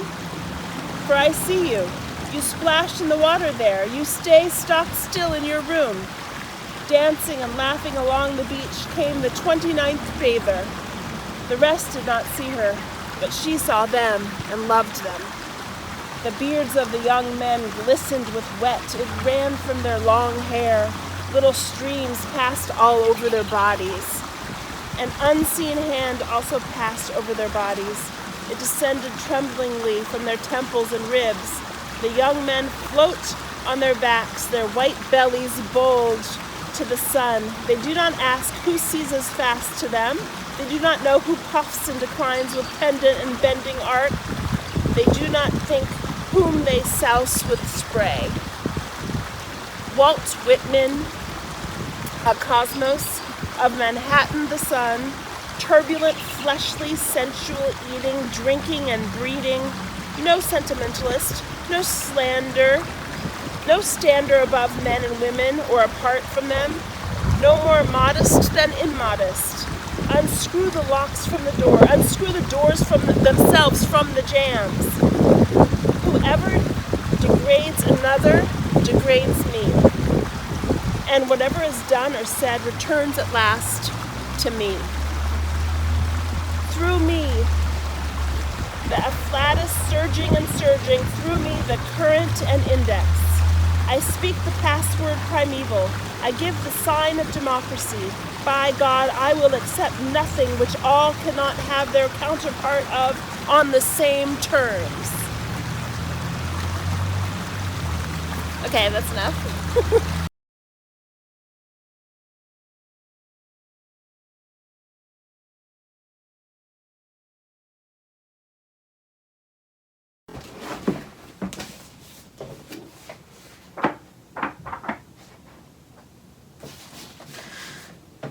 Don't Ask Jack by Neil Gaiman. Nobody knew where the toy had come from, which great-grandparent or distant aunt had owned it before it was given to the nursery. It was a box, carved and painted in gold and red. It was undoubtedly attractive and, or so the grown-ups maintained, quite valuable, perhaps even an antique. The latch, unfortunately, was wrested shut, and the key had been lost, so the Jack could not be released from his box. Still, it was a remarkable box, heavy and carved in gilt. The children did not play with it. It sat at the bottom of the old wooden toy box, which was the same size and age as a pirate's treasure chest, or so the children thought. The Jack in the Box was buried beneath dolls and trains, clowns and paper stars and old conjuring tricks, and crippled marionettes with their strings irrevocably tangled, with dressing-up clothes, here the tatters of a long-ago wedding dress, there a black silk hat crusted with age and time, and costume jewelry, broken hoops and toys and hobby horses. Under them all was Jack's box. The children did not play with it. They whispered among themselves alone in the attic nursery, on gray days when the wind howled in the house and the rain rattled on the slates and pattered down the eaves. They told each other stories about Jack, although they had never seen him. One claimed that Jack was an evil wizard, placed in the box as punishment for crimes too awful to describe. Another, I am certain that it must have been one of the girls, maintained that Jack's box was Pandora's box, and he had been placed in the box as guardian to prevent the bad things inside from coming out once more. They would not even touch the box, if they could help it, although when, as happened from time to time, an adult would comment on the absence of that sweet old Jack in the Box and retrieve it from the chest and place it in a position of honor on the mantelpiece. And the children would pluck it up their courage and later hide it away once more in the darkness. The children did not play with the Jack in the Box, and when they grew up and left the great house, the attic nursery was closed up and almost forgotten. Almost, but not entirely, for each of the children separately remembered walking alone in the moon's blue light on his or her own bare feet up to the nursery. His own was like sleepwalking, feet soundless on the wood of the stairs, on threadbare nursery carpet. Remembered opening the treasure chest, pawing through the dolls and the clothes and pulling out the box. And then the child would touch the catch and the lid would open, slow as sunset, and the music would begin to play, and Jack came out. Not with a pop and a bounce. He was no spring-heeled Jack, but deliberately, intently, he would rise from the box and motion to the child to come closer, closer, and smile. And there in the moonlight, he told them each things they could never quite remember, things they were never able entirely to forget. The oldest boy died in the Great War. The youngest, after their parents died, inherited the house, although it was taken from him when he was found in the cellar one night with cloths and a paraffin and matches, trying to burn the great house to the ground. They took him to the madhouse, and perhaps he is there still. The other children, who had once been girls and now were women, declined, each and every one, to return to the house in which they had grown up, and the windows of the house were boarded up, and the doors were all locked with huge iron keys, and the sisters visited it as often as they visited their eldest brother's grave, or the sad thing that had once been their younger brother, which is to say, never. Years have passed, and the girls are old women, and owls and bats have made their homes in the old attic nursery. Rats build their nests among the forgotten toys. The creatures gaze uncuriously at the faded prints on the wall, and stain the remnants of the carpet with their droppings. And deep within the box, Jack waits and smiles, holding his secrets. He is waiting for the children. He can wait forever. Hi. We're Emily and Mary Hopkins, and we love the library. And that's why we raise money for it. What do you think of the library? It's a nice place to be. Yeah. What more can you say than that? You don't need to say more. We love it. Thank you for supporting our readathon read.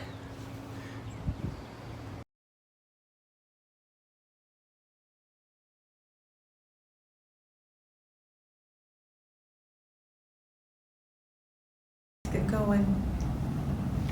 Hello, my name is Julee Johnson. I am participating in my 8th readathon this year, and I am a longtime public library supporter and volunteer and a lifelong reader. And I love my library. ever since I was very young, and one of my first experiences was going to story time, because I got to wear my favorite dress whenever I went and listen to the librarian read to us. And so that was many years ago, and I've been coming to the library ever since, not as formally attired as in the past, but and getting out books to read and enjoying my time here at the library. This year is, as I said, my 8th readathon, and I try to commemorate or somehow memorialize readathon by reading something that is important as an anniversary year kind of thing. Last year, for example, I read the United States Constitution as part of the presidential election. This year, I'm going to be reading in honor of the 60th anniversary of John F. Kennedy's inauguration, his inaugural address.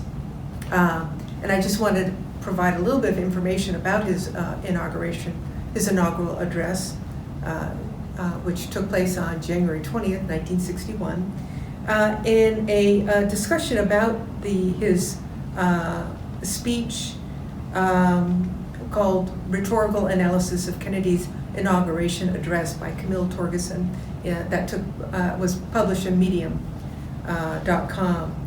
And it says, she writes, in his address, he defines the type of nation that he believes America should be. He uses parallelism and repetition to make sure his speech resonated with his audience. And he uses pathos to win over the emotions of the citizens of the United States. I just want to provide an example that she provided of parallelism.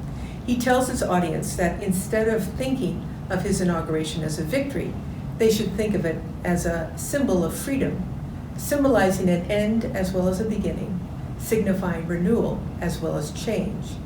Sometimes people don't like change, but by juxtaposing change with renewal, it doesn't sound so bad. In fact, it makes the change seem exciting. And she goes on. But I wanted to bring out those points for you prior to my starting. And I'll start now. Vice President Johnson, Mr. Speaker, Mr. Chief Justice, President Eisenhower, Vice President Nixon, President Truman, Reverend clergy, fellow citizens. We observe today not a victory of party, but a celebration of freedom, symbolizing an end as well as a beginning, signifying renewal as well as change. For I have sworn before you and Almighty God the same solemn oath our forebears prescribed nearly a century and 3/4 ago. The world is very different now, for man holds in his mortal hands the power to abolish all forms of human poverty and all forms of human life. And yet the same revolutionary beliefs for which our forebears fought are still at issue around the globe. The belief that the rights of man come not from the generosity of the state, but from the hand of God. We dare not forget today that we are the heirs of that first revolution. Let the word go forth from this time and place to friend and foe alike, that the torch has been passed to a new generation of Americans, born in this century, tempered by war, disciplined by a hard and bitter peace, proud of our ancient heritage and unwilling to witness or permit the slow undoing of those human rights to which this nation has always been committed, and to which we are committed today at home and around the world. Let every nation know, whether it wishes us well or ill, that we shall pay any price, bear any burden, meet any hardship, support any friend, oppose any foe, to assure the survival and the success of liberty. This must we pledge, and more. To those old allies whose cultural and spiritual origins we share, we pledge the loyalty of faithful friends. United, there is little we cannot do in a host of cooperative ventures. Divided, there is little we can do. For we dare not meet a powerful challenge at odds and split asunder. To those new states whom we welcome to the ranks of the free, we pledge our word that one form of colonial control shall not have passed away, merely to be replaced by a far more iron tyranny. We shall not always expect to find them supporting our view, but we shall always hope to find them strongly supporting their own freedom. And to remember that, in the past, those who foolishly sought power by riding the back of the tiger ended up inside.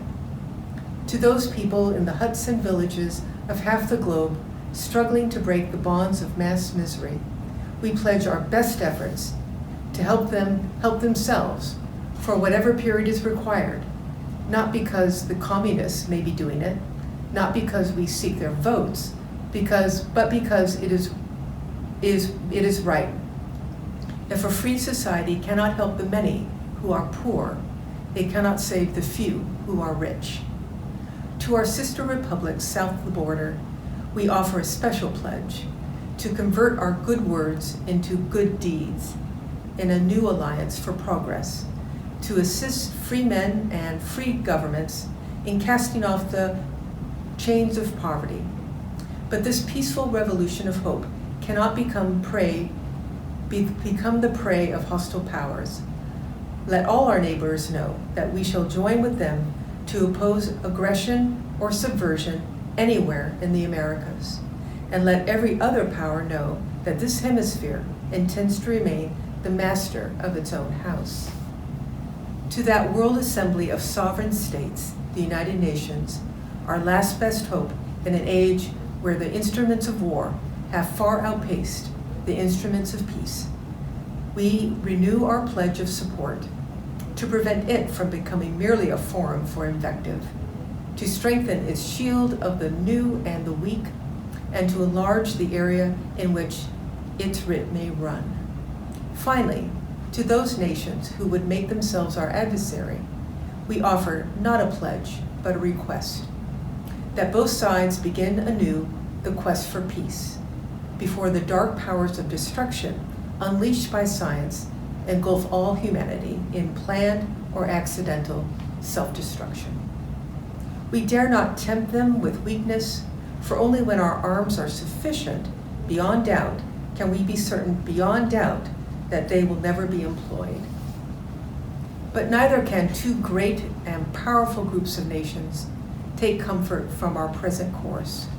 Both sides, overburdened by the cost of modern weapons, both rightly alarmed by the steady spread of the deadly atom, yet both racing to alter that uncertain balance of terror that stays the hand of mankind's final war. So let us begin anew, remembering on both sides that civility is not a sign of weakness, and sincerity is always subject to proof. Let us never negotiate out of fear, but let us never fear to negotiate. Let both sides explore what problems unite us, instead of belaboring those problems which divide us. Let both sides, for the first time, formulate serious and precise proposals for the inspection and control of arms, and bring the absolute power to destroy other nations under the absolute control of all nations. Let both sides seek to invoke the wonders of science instead of its terrors. Together, let us explore the stars, conquer the deserts, eradicate disease, tap the ocean depths, and encourage the arts and commerce. Let both sides unite to heed in all corners of the earth the command of Isaiah to undo the heavy burdens and let the oppressed go free. And if a beachhead of cooperation may push back the jungle of suspicion, let both sides join in creating a new endeavor, not a new balance of power, but a new world of law where the strong are just and the weak secure and the peace preserved. All this will not be finished in the first 100 days, nor will it be finished in the first 1,000 days, nor in the life of this administration, nor even perhaps in our lifetime on this planet. But let us begin. In your hands, my fellow citizens, more than mine, will rest the final success or failure of our course. Since this country was founded, each generation of Americans has been summoned to give testimony to its national loyalty. The graves of young Americans who answered the call to service surround the globe. Now the trumpet summons us again, not as a call to bear arms, though arms we need, not as a call to battle, though embattled we are, but a call to bear the burden of a long twilight struggle, year in and year out, rejoicing in hope, patient in tribulation, a struggle against the common enemies of man, tyranny, poverty, disease, and war itself. Can we forge against these enemies a grand and global alliance, north and south, east and west, that can assure a more fruitful life for all mankind? Will you join in that historic effort? In the long history of the world, only a few generations have been granted the role of defending freedom in its hour of maximum danger. I do not shrink from this responsibility. I welcome it. I do not believe that any of us would exchange places with any other people or any other generation. The energy, the faith, the devotion which we bring to this endeavor will light our country and all who serve it, and the glow from that fire can truly light the world. And so, my fellow Americans, ask not what your country can do for you, ask what you can do for your country. My fellow citizens of the world, ask not what America will do for you, but what together we can do for the freedom of man. Finally, whether you are a citizen of America or citizens of the world, ask of us here the same high standards of strength and sacrifice which we ask of you, with a good conscience, our only sure reward, with history the final judge of our deeds. Let us go forth to lead the land we love, asking his blessing and his help, but knowing that here on earth, God's work must truly be our own.